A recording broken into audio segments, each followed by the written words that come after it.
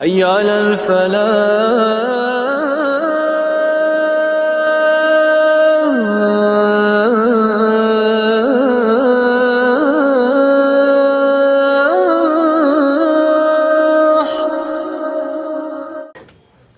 وہ ذات مقدسہ مبارکہ مطہرہ ہے کہ رب کائنات نے جنہیں رحمت کائنات بنا کر اس کائنات میں مبعوث فرمایا اور جن کے ذریعہ اہل کائنات کی رہنمائی اور ہدایت کا بندوبست فرمایا۔ برادران ملت اسلامیہ،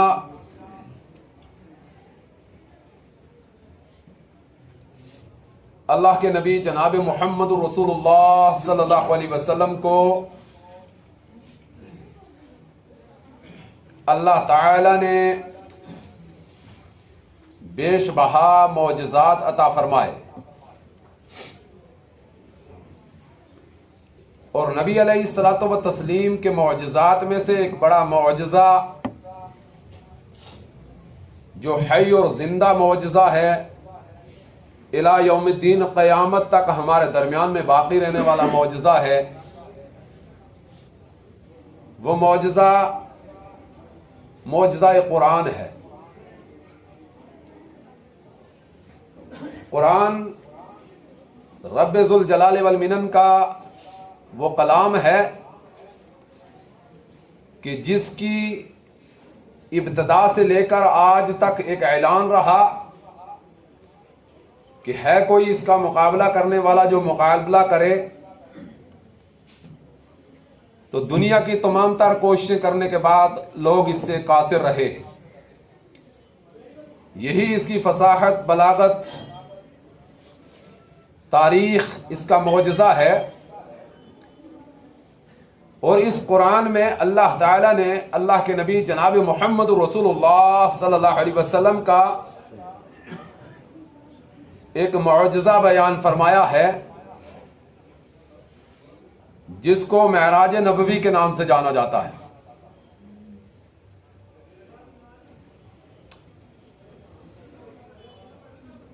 معراج اہل سنت والجماعت کا نبی علیہ الصلوۃ والتسلیم کے متعلق یہ عقیدہ ہے جو واثب اور مضبوط عقیدہ ہے کہ اللہ تعالیٰ نے اپنے نبی جناب محمد رسول اللہ صلی اللہ علیہ وسلم کو مع جس بیدارگی کی حالت میں مسجد نبوی سے، بیت اللہ شریف سے بیت المقدس اور بیت المقدس سے سدرۃ المنتہا کا رات کے تھوڑے سے حصے میں سیر کروایا۔ اس کو محدثین نے، مورخین نے اور احادیث کی کتب میں دو حصوں میں تقسیم کیا گیا ہے۔ ایک حصہ جس کو اسراء کے نام سے جانا جاتا ہے، جس کا ذکر اللہ تعالی نے سورہ بنی اسرائیل کی پہلی آیات میں فرمایا ہے، جو میں نے آپ کے سامنے تلاوت کی ہے۔ نبی علیہ الصلوۃ والتسلیم کو معراج ہوئی، کس مہینے میں ہوئی، عمر کے کس حصے میں ہوئی، نبوت کے کن سالوں میں ہوئی، اس میں اختلاف ہے۔ مہینے میں اختلاف، عمر کے سالوں میں اختلاف، اور ہر آدمی نے اپنے اعتبار سے اس کی تحقیق کو بیان کیا ہے۔ بعض لوگوں نے اس کو رجب میں بیان کیا ہے کہ اللہ کے نبی جناب محمد رسول اللہ صلی اللہ علیہ وسلم کو رجب مرجب میں معراج ہوئی، اور اکثر و بیشتر سیرت نگار اس کو 27 رجب کے نام سے بیان کرتے رہتے ہیں۔ تب پھر بھی اس میں اختلاف ہے، اور اکثر و بیشتر اس طرف گئے ہیں کہ رجب میں معراج ہونے کا جو واقعہ بیان کیا جاتا ہے، یعنی یہ تاریخ جو بیان کی جاتی ہے، تاریخ کے اعتبار سے یہ صحیح نہیں ہے۔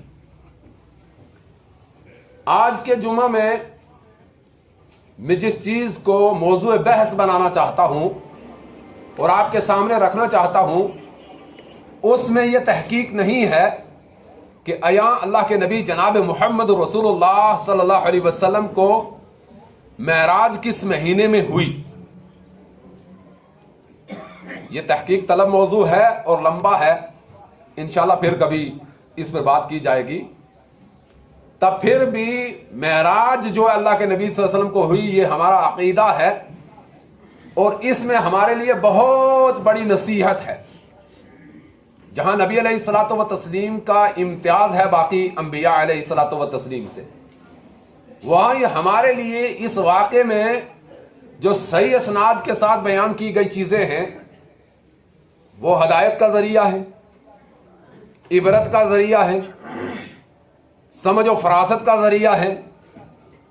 تو میں انہی میں چند باتیں اسراء کے موضوع سے آپ کے سامنے بیان کرنا چاہتا ہوں۔ اسراء کہتے ہیں جس کو اللہ تعالیٰ نے اس قرآن کی اس آیت میں بیان کیا، سبحان الذی اسریٰ بعبدہ، پاک ہے وہ ذات جس نے سیر کروائی اپنے بندے کو، بعبدہ، اپنے بندے کو۔ سب سے پہلی بات سبحان الذی، پاک ہے وہ ذات، یعنی تمام تر کائنات کا نظام چلانے والی ذات صرف اللہ تعالیٰ کی ہے، اور دنیا کا کوئی بھی آدمی اللہ کے اس معاملے میں شریک نہیں ہے۔ وہ ہر وہ کام کر سکتا ہے کہ جو انسان کی عقل سے بالا ہے اور جو انسان کی عقل میں نہ آنے والا ہے۔ پاک ہے وہ ذات جس نے سیر کروائی اپنے بندے کو، یعنی نبی علیہ الصلوۃ والتسلیم کے اوصاف میں سے ایک بڑی صفت یہ ہے کہ آپ رب کے بندے۔ عبد کا اطلاق ایک بڑی عظمت پر ہوتا ہے۔ اشہد ان لا الہ الا اللہ واشہد ان محمدا عبدہ ورسولہ۔ عبد ہونا یعنی اللہ کا بندہ ہونا، اللہ کا غلام ہونا، اللہ کے احکام کے محتاط چلنا، ہر بات میں رب کو اپنے لیے ماننا اور رب کی مان کر چلنا، یہ عبودیت ہے۔ کائنات میں عبودیت کا سب سے بڑا اگر درجہ کسی طبقے میں ہے کہ وہ طبقہ انبیاء علیہ الصلوۃ والتسلیم ہے۔ انبیاء سے بڑی عبودیت کا نظام، عبادت گزاری کا نظام، مطیع اور فرمانبردار ہونے کا نظام، رب کی مان کے چلنے کا نظام کسی دنیا کے آدمی کے اندر ہو ہی نہیں سکتا ہے۔ آدم علیہ نبینا علیہ الصلوۃ والتسلیم بحیثیت عبد جنت میں، اور حکم فرمانے کے بعد جنت سے خروج، اور دنیا میں رب کے سامنے عاجزی اور انکساری اور عبادت، دعا اور التجا، منظوری، اور اللہ تعالیٰ نے توبہ کو قبول فرمایا۔ تو یہ عبدیت کی ایک بڑی شرط ہے آدم کے لیے۔ اللہ کے نبی جناب محمد رسول اللہ صلی اللہ علیہ وسلم ایک مقام پر اپنی سب سے لاڈلی اور پیاری بیوی، جس کو آپ بہت زیادہ چاہتے تھے، جب اللہ کے نبی جناب محمد رسول اللہ صلی اللہ علیہ وسلم کی عبادت و عبودیت کو بیان فرماتے ہوئے بیان فرماتی ہیں کہ اللہ کے نبی جناب محمد رسول اللہ صلی اللہ علیہ وسلم رات کا اتنا لمبا قیام، یہ جو نماز ہم تیز پڑھ جاتے ہیں، اللہ کے نبی جناب محمد رسول اللہ صلی اللہ علیہ وسلم رکوع و سجود کے اعتبار سے طمانینت کا کہتے ہیں۔ اعتدال، طمانینت، سکون نماز کی ادائیگی کے رکن اعظم میں سے ایک رکن ہے۔ اور یہ وہ رکن ہے کہ جس پر کسی کا اختلاف نہیں، یعنی باقیہ چیزوں میں بے شمار ارکان صلاۃ پر مقادم فکر کے اعتبار سے فقہا نے، محدثین نے، مفسرین نے اختلاف کیا ہوگا، مگر رکن طمانینت پر یعنی اطمینان اور اعتدال کے ساتھ رکن کو ادا کرنا، اس پر کسی کا اختلاف نہیں، اور اس کو زبردست طریقے سے شریعت نے بیان کیا ہے۔ تو اللہ کے نبی جناب محمد رسول اللہ صلی اللہ علیہ وسلم ہمیشہ اعتدال کے اعتبار سے نماز کے متعلق حکم فرماتے تھے کہ نماز اعتدال، سکون اور طمانینت قلب کے ساتھ ادا کی جائے۔ تو اللہ کے نبی جناب محمد رسول اللہ صلی اللہ علیہ وسلم کو جو معراج کا واقعہ پیش آیا رجب المرجب میں، تو اللہ کے نبی جناب محمد رسول اللہ صلی اللہ علیہ وسلم کہ اس واقعے کے متعلق جن لوگوں نے رجب کو بیان کیا ہے اور 27 رجب کو بیان کیا ہے، اکثر و بیشتر اس سے اختلاف کرتے ہوئے لوگوں نے بے شمار دلائل دیے۔ سب سے پہلا واقعہ ہے کہ اللہ کے نبی صلی اللہ علیہ وسلم کا شق صدر ہوا، اور شق صدر کے لیے جو روایت ہے وہ بخاری شریف کی روایت 69-63 ہے۔ اس روایت میں ہے کہ اللہ کے نبی جناب محمد رسول اللہ صلی اللہ علیہ وسلم سوئے ہوئے تھے، ملائکہ اللہ کے نبی جناب محمد رسول اللہ صلی اللہ علیہ وسلم کے پاس آئے اور آ کے اللہ کے نبی جناب محمد رسول اللہ صلی اللہ علیہ وسلم کو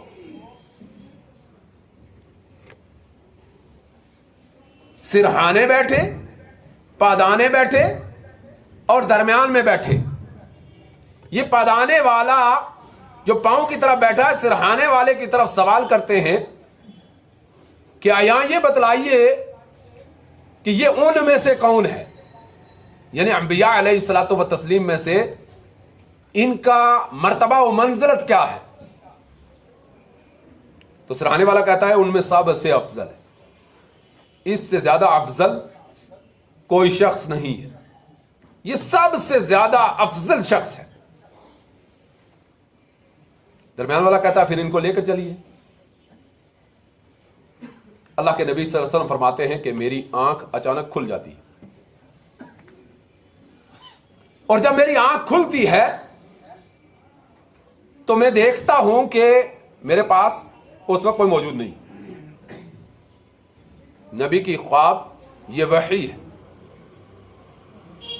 اللہ کے نبی صلی اللہ علیہ وسلم فرماتے ہیں کہ دوسری مرتبہ پھر مجھے خواب آئی، اور اس مرتبہ آپ حضرت امی ہانی رضی اللہ تعالی عنہا کے ہاں لیٹے ہوئے تھے۔ ہاؤ بہو فرشتے آئے، پوچھا، اور اللہ کے نبی جناب محمد رسول اللہ علیہ وسلم کے یہی جواب دینے کے بعد آپ کو اٹھایا گیا، چائے زمزم کے پاس لایا گیا۔ اللہ کے نبی صلی اللہ علیہ وسلم فرماتے ہیں کہ نہر سے لے کر تون تک میرا سینہ کھول دیا گیا۔ اس کو شق صدر کہتے ہیں۔ نہر یہ ہڈی ہے، اس سے لے کر تون تک میرا سینہ کھول دیا گیا، اور کھولنے کے بعد اس سے کچھ چیزیں نکالی گئیں، اور کچھ چیزیں ایک خوبصورت تخت، سونے کا نورانی تخت میرے پاس لایا گیا، اس میں سے کچھ چیز اس میں ڈالی گئی، اس کے بعد اس کو سی دیا گیا۔ اللہ کے نبی جناب محمد صلی اللہ علیہ وسلم فرماتے ہیں کہ مجھے کوئی تکلیف نہیں ہوئی۔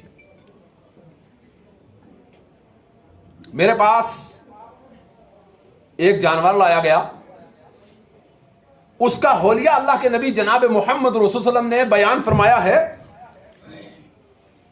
اور امام مسلم علیہ رحمہ نے صحیح مسلم میں 234 نمبر روایت، اور امام مسند احمد نے اپنی حدیث میں 1244 نمبر روایت میں اس کو بیان فرمایا ہے کہ اس کا حولیہ کیا تھا، وہ جانور کس ٹائپ کا تھا، وہ سواری کس ٹائپ کی تھی، اس کو ان دو احادیث کی معتبر کتابوں میں یعنی امام مسلم علیہ الرحمہ نے صحیح مسلم میں اور امام حاکم نے مسند احمد میں اس کو بیان فرمایا ہے. بیان فرماتے ہیں کہ وہ گدھے سے کچھ بڑی اور خچر سے کچھ چھوٹا جانور تھا, جو شکل میں خچر کی طرح تھا لیکن اس کا قد وہ گدھے سے بڑا اور خچر سے کچھ چھوٹا تھا. اللہ کے نبی جناب محمد رسول اللہ صلی اللہ علیہ وسلم فرماتے ہیں کہ اس کو میرے پاس لایا گیا اور جبریل امین نے مجھے فرمایا کہ آپ اس پر سوار ہو جائیں, اور جبریل نے اس کی مہار کو پکڑا. یہ ترمذی شریف کی روایت ہے, علامہ ناصر الدین البانی رحمہ اللہ اس کو صحیح کہتے ہیں. یہ حدیث ہے 3056 یعنی 3056 روایت ہے. اس میں بیان فرماتے ہیں حضرت انس رضی اللہ تعالیٰ عنہ راوی حدیث ہیں, بیان فرماتے ہیں کہ جب مجھے اس جانور کے پاس لایا گیا تو جانور کے اندر تھوڑی سی شوخی پیدا ہوئی, ڈر پیدا ہوا, جھجک پیدا ہوئی, بدکن پیدا ہوا. تو جبریل امین نے اس کو ڈانٹ کے فرمایا کہ اے براق, یہاں پہلا لفظ ہے جو جبریل نے براق کے لفظ سے اس جانور کو یاد فرمایا, اے براق خاموشی اور سکون کے ساتھ کھڑی ہو جا, تجھ پر وہ آدمی سوار ہو رہا ہے کہ جو کائنات کے تمام لوگوں سے افضل ہے. سبحان اللہ. اللہ کے نبی جناب محمد رسول فرماتے ہیں کہ یہاں جبریل نے یہ احساس دلوایا براق کو, اور اس کے بعد اگلا جملہ فرماتے ہوئے فرمایا کہ اے براق, تیری یہ خوش قسمتی ہے کہ میں تمام انبیاء علیہ الصلوۃ والتسلیم کے پاس اللہ کی وحی لے کر گیا ہوں, ہر سے میری ملاقات ہوئی ہے, لیکن تجھ پہ وہ سوار ہو رہا ہے جو ان سب میں بھی سب سے افضل ہے. یہی افضل البشر کا جبریل امین نے اللہ کے نبی جناب محمد صلی اللہ علیہ وسلم کے بیان فرمایا, اور اللہ کے نبی صلی اللہ علیہ وسلم نے امت کے سامنے اس کو بیان فرمایا. یہیں سے ہمارا عقیدہ ہے کہ آپ افضل البشر اور افضل الانبیاء, یعنی بشر میں بھی سب سے بہتر اور افضل بشر ہیں آپ. یعنی آپ کسی دوسری مخلوق میں سے نہیں ہیں, نہ آپ نوری مخلوق ہے نہ آپ ناری مخلوق ہے, آپ خاکی مخلوق ہے. یہ ہمارا عقیدہ ہے, اور خاکی مخلوق میں سب سے زیادہ بہتر اور اعلیٰ اور افضل ہے, یہاں تک کہ انبیاء سے بھی اللہ کے نبی جناب محمد صلی اللہ علیہ وسلم اس حدیث کے ضمن میں سب سے زیادہ افضل ہے. اللہ کے نبی صلی اللہ علیہ وسلم فرماتے ہیں کہ میں اس پہ سوار ہوا اور جبریل امین میرے ہم رقاب ہوئے. یہاں فوقیت ہے. فوقیت اس چیز میں ہے کہ ہم رقاب ہونے والے سے جو سامنے بیٹھنے والا ہے وہ زیادہ افضل ہوتا ہے. اللہ کے نبی جناب محمد صلی اللہ علیہ وسلم فرماتے ہیں کہ اس کو جبریل نے براق کہا, اور براق برق سے ہے, جس کے متعلق اللہ کے نبی جناب محمد صلی اللہ علیہ وسلم نے فرمایا کہ وہ اتنی تیز رفتار تھی سواری کہ جہاں میری نگاہ پڑتی تھی وہاں اس کا قدم پڑتا تھا. یہ اس دور کے اعتبار سے بڑا عجوبہ تھا, لوگ ماننے کے لیے تیار نہیں تھے, نظام تھا. آج کوئی تعجب کی بات نہیں, بالکل تعجب کی بات نہیں. کیوں کہ آج کے دور میں اتنا تیز رفتار تو کوئی چیز نہیں ہے جتنی براق تیز رفتار تھی, اتنی ابھی کوئی چیز نہیں بنی ہے. یعنی لوگوں نے کوشش کی ہے, صاروخ بے شمار اور چیزیں, راکٹ وغیرہ, ہر چیز جو ہے ایجادات کے اعتبار سے ایجاد کیا ہے, لیکن اتنی برق رفتاری ابھی بھی موجود نہیں. اس لیے اس کو براق کہا. برق، بجلی، ایک بٹن فوراً، یعنی لحظہ اور لمحہ اور پلک جھپکنے میں آدمی دیر کر سکتا ہے، دوسری چیز میں دیر نہیں ہوتی.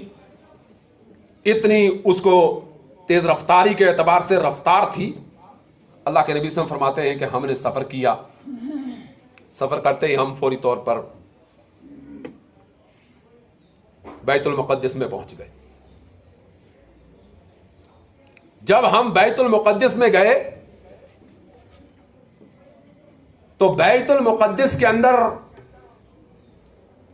اللہ کے نبی جناب محمد صلی اللہ علیہ وسلم فرماتے ہیں کہ جبریل امین ہم اترنے کے بعد اپنے پار مبارک سے جبریل امین نے ایک جگہ ایک پتھر میں خول اور ایک سوراخ کیا، اس سوراخ کے ساتھ اس کو باندھ دیا. ہم بیت المقدس کی مسجد کے اندر داخل ہوئے. اللہ کے نبی جناب محمد رسول اللہ صلی اللہ علیہ وسلم بیان فرماتے ہیں کہ میں نے دیکھا کہ مسجد کھچا کھچ بھری ہے، کھچا کھچ، یعنی کوئی تل دھرنے کی چیز اس کے اندر موجود نہیں ہے. اور جب میں نے مجلس کو دیکھا اور مجلس نشینوں کو دیکھا تو انتہائی بااثر، باروب، بصیرت، بصورت، بکردار، ہیبت، جلال بڑے لوگوں کو میں نے دیکھا. اللہ کے نبی جناب محمد رسول صلی اللہ علیہ وسلم فرماتے ہیں کہ جبریل امین نے صحرا کے اندر ایک آذان دی باہر مسجد کے. کہتے ہیں آسمان کے دروازے کھل گئے، ملائکہ حاضر ہو گئے، کائنات بھر گئی. اللہ کے نبی جناب محمد رسول اللہ فرماتے ہیں کہ 2 رکعت نماز پڑھنے کا اتفاق ہوا، صفیں درست ہوئی، صفوں کے اندر مجھے جگہ دی گئی، آگے لایا گیا. امامت کی جگہ خالی تھی، تمام کے تمام انبیاء موجود تھے، لیکن جبریل امین نے جو لفظ براق کے سامنے دہرایا وہ اس مجلس انس کے اندر انبیاء کے سامنے بھی دہرایا. فرمایا اللہ کے نبی جناب محمد رسول اللہ کس کا انتظار کرتے ہو؟ آپ ان سب میں سب سے زیادہ افضل آدمی ہیں، آج کی امامت کے آپ مستحق ہیں. آپ آگے بڑھیں اور 2 رکعت نماز دوگانے کے اعتبار سے ادا کروائیں. اللہ کے نبی صلی اللہ علیہ وسلم فرماتے ہیں کہ میں نے 2 رکعت نماز پڑھائی، اور جتنے انبیاء علیہ الصلوۃ والتسلیم تھے، یعنی 1,24,000 انبیاء علیہ الصلوۃ والتسلیم انہیں میرے پیچھے نماز ادا کی. اللہ کے نبی جناب محمد رسول اللہ فرماتے ہیں کہ سلام پھیرنے کے بعد ایک تعارفی مجلس منعقد ہوئی ہے، تعارفی مجلس جس کے اندر بعض انبیاء نے بعض کا آپس میں تعارف کروایا، اور وہ احادیث کی کتب میں تعارف کے الفاظ موجود ہیں اور صحیح سند کے ساتھ موجود ہیں کہ سب سے پہلے اللہ کے نبی جناب محمد رسول اللہ صلی اللہ علیہ وسلم کے سامنے جس آدمی نے تعارف کے اعتبار سے تعارف کروایا وہ ہمارے باپ آدم علیہ الصلوۃ والتسلیم تھے. اور جب تعارفی اعتبار سے تعارف شروع ہوا تو سب سے پہلے جو سب سے زیادہ اعلیٰ اور عرفہ لفظ ہے حمد، اس سے شروع ہوا. پتہ یہ چلا کہ امت مسلمہ کے آدمی کو کبھی بھی گفتگو کرتے ہوئے خطبہ حاجہ سے شروع کرنا چاہیے اور خطبہ حاجہ کے بعد اپنی بات کو رکھنے کی کوشش کرنی چاہیے. یہ سنت انبیاء. کہتے ہیں الحمدللہ الذی، تمام تعریف اس اللہ کے لیے ہے، خلقنی بیدی، اپنے ہاتھ سے مجھے پیدا کیا، اور میرا ڈھانچہ اور میرا جسم اپنے ہاتھ سے جس نے بنایا، اس اللہ کے لیے سب تعریف ہے. باقی انبیاء علیہ الصلوۃ والتسلیم نے تقریر کرتے ہوئے سب نے ایک ہی لفظ، حضرت ابراہیم علیہ نبینا علیہ الصلوۃ والتسلیم جملہ کہتے ہیں الحمدللہ الذی اتخذنی خلیلا، کہ سب تعریف اس اللہ کے لیے ہے کہ جس نے مجھے اپنا خلیل بنایا. پھر نبی علیہ السلام کی تعریف کی. حضرت موسیٰ علیہ نبینا علیہ الصلوۃ والتسلیم جو ہے اپنے جملے کہنے کے لیے کہتے ہیں الحمدللہ الذی کلمنی. تمام تعریف اس اللہ کے لیے ہے کہ جس نے مجھ سے کلام کیا. حضرت عیسیٰ علیہ نبینا علیہ الصلوۃ والتسلیم تقریر کرتے ہیں اور اپنی جو بات کو کلام کو حمد سے شروع کرتے ہوئے حمد کے لفظ سے شروع کرتے ہیں, کہتے ہیں الحمدللہ الذی, تمام تعریف اس اللہ کے لیے ہے خلقنی بغیر والدین, جس نے بغیر والد کے مجھے پیدا کیا اور بغیر باپ کے مجھے پیدا کیا, اور مجھے اللہ تعالیٰ نے وہ فوقیت عطا فرمائی کہ میرے ذریعے سے مادر ذات نبینے کو اللہ تعالیٰ شفا عطا فرماتا ہے, اور میرے ذریعے سے اللہ تعالیٰ مردوں کو وقتی اعتبار سے زندہ فرما دیتا ہے. اور اس کے بعد اللہ کے نبی جناب محمد رسول کی تعریف پہ جملے جو ہے کہے.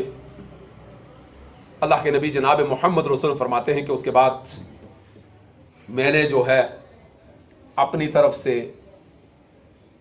میری باری آئی تو میں نے جو ہے جملے کہے الحمدللہ الذی, تمام تعریف اس اللہ کے لیے ہے کہ جس نے مجھے فاتحان خاتمہ بنایا ہے.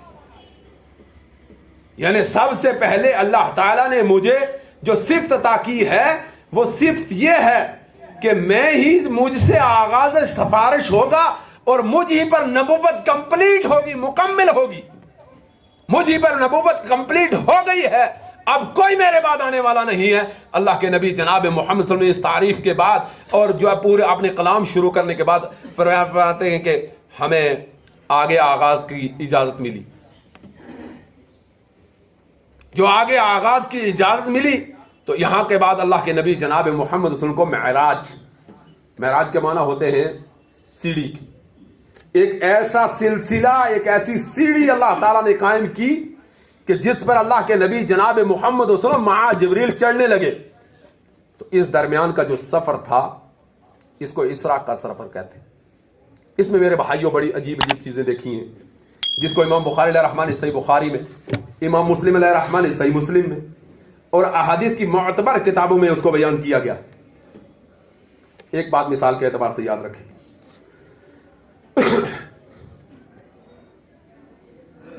یہ جتنی شریعت اسلامیہ کے احکامات ہیں, توحید ہے تو اللہ نے زمین پر محمد رسول صلی اللہ علیہ وسلم کو عطا کی. ایک عظیم تحفہ جس تحفے سے آج مسلمان گریزاں ہیں, بے رغبت ہیں, پابندی نہیں کرتے ہیں, وہ تحفہ نماز ہے. تحفہ نماز جتنی شریعت ہے پوری اللہ تعالیٰ نے دھرتی پر اللہ کے نبی جناب محمد صلی اللہ علیہ وسلم کو بطور وحی نازل فرمائی, لیکن نماز وہ تحفہ ہے کہ جس کو دینے کے لیے اللہ تعالیٰ نے اپنے نبی جناب محمد رسول اللہ صلی اللہ علیہ وسلم کو عرش بری پر بلایا, سدرۃ المنتہا کے پاس بلایا, کعبہ قوسین و ادنیٰ کے پاس بلایا اور وہاں آپ کو عطا کی. تو اس نماز سے بے رغبت والوں کو اللہ کے نبی جناب محمد رسول اللہ علیہ وسلم نے دیکھا. بیان فرماتے ہیں اللہ کے نبی صلی اللہ علیہ وسلم, حضرت ابو ہریرہ رضی اللہ تعالیٰ عنہ راوی حدیث ہے کہ میں نے دیکھا کہ بعض لوگ اس طریقے سے ہیں کہ ایک لمبا لعیم سعیم ملائے فرشتہ ہے اور فطرت سے بڑی ایک اس کے پاس چٹان ہے.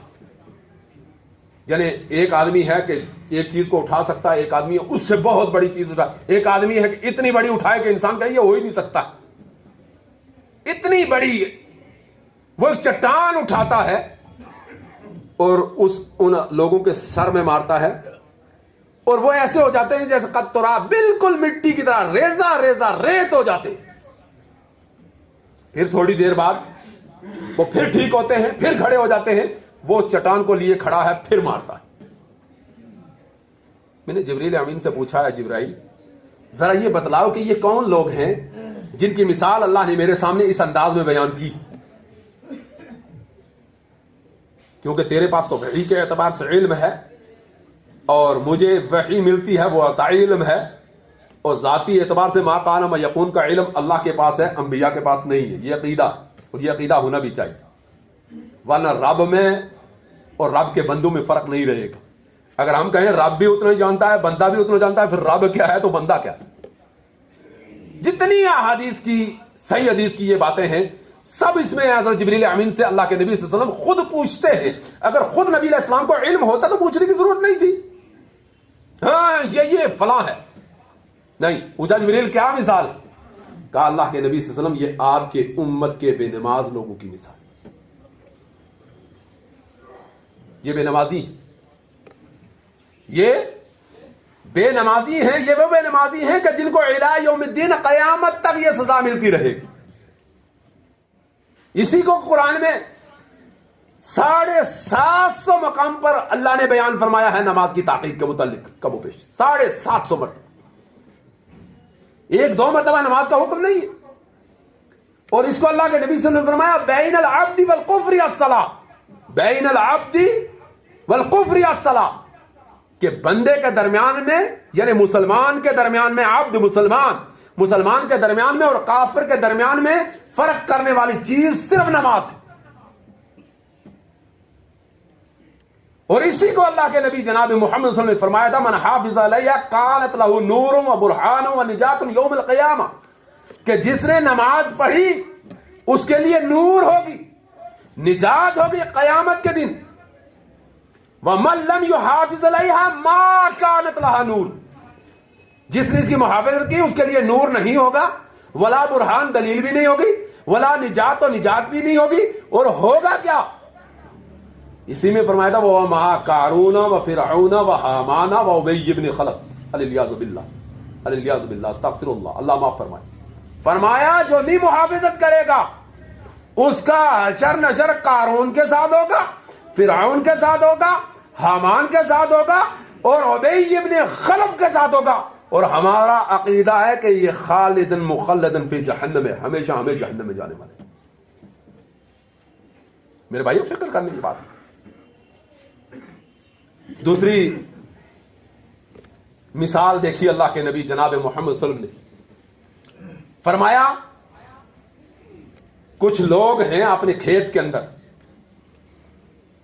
انہوں نے خوب مزدور لگائے ہوئے ہیں، ادھر کھیتی کاٹتے ہیں ادھر کھیتی تیار ہے، ادھر کاٹی ادھر پھر تیار. یا اللہ یہ کن لوگوں کی مثال ہے؟ یہ کون خوش قسمت ہیں کہ ادھر ان کی جو فصل کاٹی ادھر فصل تیار. ہمیں تو 6 مہینے 4 مہینے 3 مہینے 2 مہینے تو لگتے ہیں نا. یہ فوری طور پر یہ کون ہے؟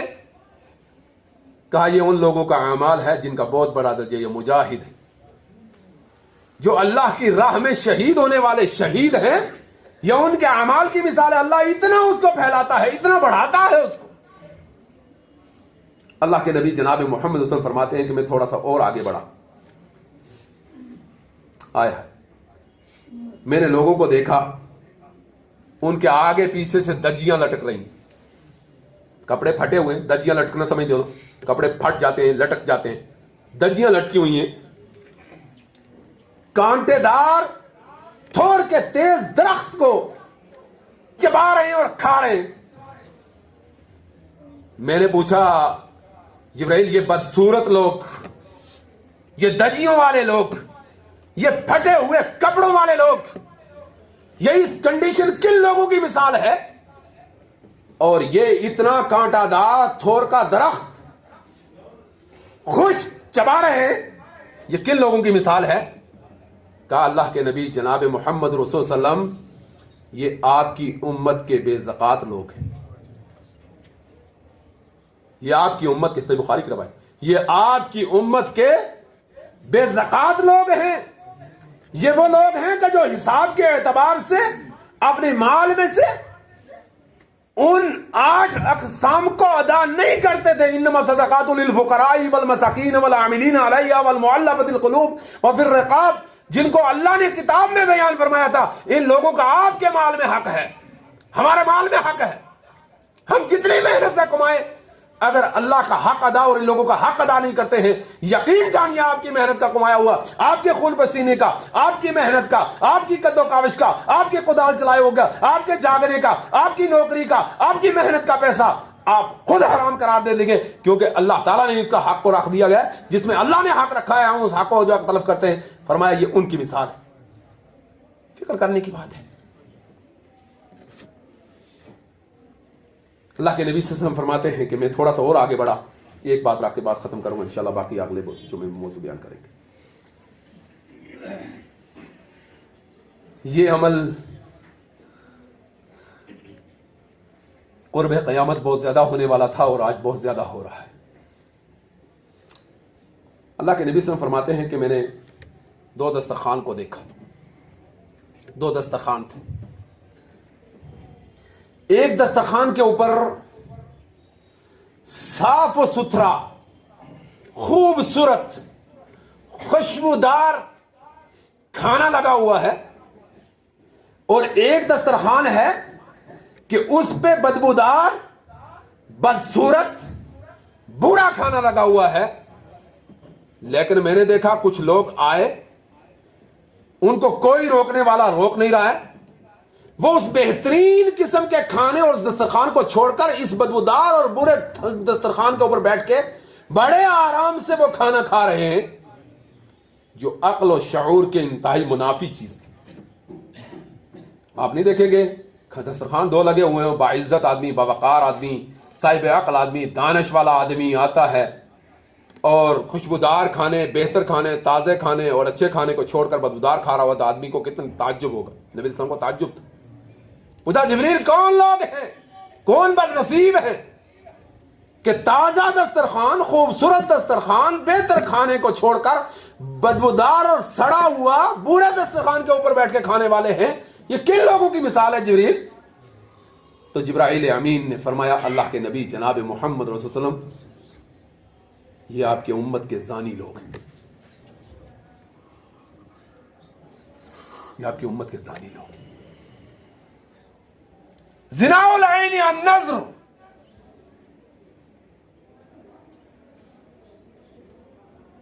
آنکھ کا زنا دیکھنا ہے، کان کا زنا سننا ہے،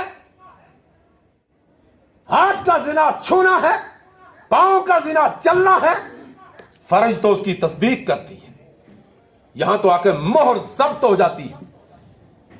میرے بھائیوں، اللہ تعالیٰ محفوظ رکھے، اللہ تعالیٰ خیر رکھے۔ اللہ کے نبی جناب محمد صلی اللہ علیہ وسلم نے فرمایا تھا قرب قیامت فحشا اتنے زیادہ ہو جائیں گے اور فحش اتنا زیادہ ہو جائے گا کہ آڑ لینے والا تھوڑا سا ایک طرف راستے سے ہونے والے کو لوگ حیادار گردانیں گے۔ آج ہمارے معاشرے میں یہ برائی عام ہوتی جا رہی ہے، اللہ تعالیٰ اس کو دور فرمائے، اللہ تعالیٰ ہماری اصلاح فرمائے، اللہ تعالیٰ ایک اور نیک کرے، آپس کے اندر اتحاد و اتفاق پیدا فرمائے، اللہ تعالیٰ اس طریقے کے جرم سے ہمیں باز رکھے۔ میرے بھائیوں، اللہ تعالیٰ ہمارے معاشرے کی اصلاح فرمائے، ہماری بچیوں کی اصلاح فرمائے، ہماری عورتوں کی اصلاح فرمائے، ہمارے لوگوں کی اصلاح فرمائے، ہمارے نوجوانوں کی اصلاح فرمائے، ہماری نظروں کی اصلاح فرمائے، ہمارے کانوں کی جو اصلاح فرمائے۔ اللہ اکبر، اللہ اکبر۔ اللہ کی قسم کھا کے کہتا ہوں آج برائی دکھائی نہیں دیتی۔ کیوں؟ جب برائی عام ہو جاتی ہے انسان اس کا عادی ہو جاتا ہے۔ نبی علیہ الصلوۃ والتسلیم تشریف فرما رہے ہیں، جا رہے ہیں، جاتے ہوئے بانسری کی آواز سنائی دیتی ہے۔ اللہ کے نبی جناب محمد رسول اللہ علیہ وسلم اپنے دونوں جو ہے انگلیوں کو اپنے کان کے اندر داخل کر لیتے ہیں اور اتنا دباتے ہیں کہ صحابی رسول جو ساتھ ہے وہ کہتے ہیں کہ اتنا دبا رہے تھے کہ ہمیں خدشہ تھا کہ کہیں آپ کے کان کے پردے پھٹ نہ جائیں۔ میں نے بھی داخل کر لی، آپ کی اتباع کرتے ہوئے، آپ کی تقلید کرتے ہوئے، آپ کی بات کو مانتے ہوئے میں نے بھی اسی طریقے سے عمل کیا۔ جب آگے نکل گئے اللہ کے نبی صلی اللہ علیہ وسلم نے صحابی رسول کو اشارہ فرمایا کہ ذرا دیکھ لو کہ تو آواز آتی ہے کہ آواز نہیں آتی ہے۔ کہتے ہیں میں نے اپنی انگلیاں اٹھائیں حکم کا سنتے ہوئے تو میں نے دیکھا آواز نہیں آ رہی تھی۔ میں نے کہا اللہ کے نبی صلی اللہ علیہ وسلم آپ آواز نہیں آ رہی ہے۔ میں نے بھی اشارے سے کہا، کیونکہ نبی علیہ السلام نے اتنے کان آپ نے دبائے ہوئے تھے کہ آواز جانے کی جو چانس نہیں تھے۔ آپ نے فرمایا جب کانوں سے ہٹایا، کہا یہ جو بانسری کی آواز ہے نا جو لطف کے اعتبار سے اس کو سنے گا اللہ تعالیٰ قیامت کے دن اس کے کان کے اندر ترکول کو گرم کر کے ڈالے گا، تانبے کو ڈالے گا۔ یہ صحیح روایت ہے، حضرت انس رضی اللہ تعالیٰ عنہ اس کے راوی ہے، وہ صحابی حضرت انس رضی اللہ تعالیٰ عنہ خادم رسول مقبول صلی اللہ علیہ وسلم۔ میرے بھائیوں، اللہ کی قسم جنت آسان بھی ہے اور جہنم خریدنا بھی ہمارے لیے آسان ہو گیا ہے۔ اس لیے آپ جو ہے کوشش کریں، ہم کوشش کریں، اللہ میری اصلاح فرمائے، اللہ آپ کی اصلاح فرمائے، اللہ امت کی اصلاح فرمائے، اللہ ہمارے بچوں کی اصلاح فرمائے، ہماری عورتوں کی اصلاح فرمائے، ہماری بچیوں کی اصلاح فرمائے، ہمارے جوانوں کی اصلاح فرمائے، ہمارے لوگوں کی اصلاح فرمائے۔ اے اللہ یہ امت مسلمہ جو معصوم امت ہے، شیطان ان پر حاوی ہے، اے اللہ تو اپنی رحمت سے شیطان کی حاویت کو ان کے اوپر سے ختم فرما دے۔ اے اللہ ہمارے جوانوں کی اصلاح فرما دے۔ اللہ تعالیٰ کہنے اور سننے سے عمل کرنے کی توفیق بخشے۔ وآخر دعوانا الحمدللہ رب العالمین۔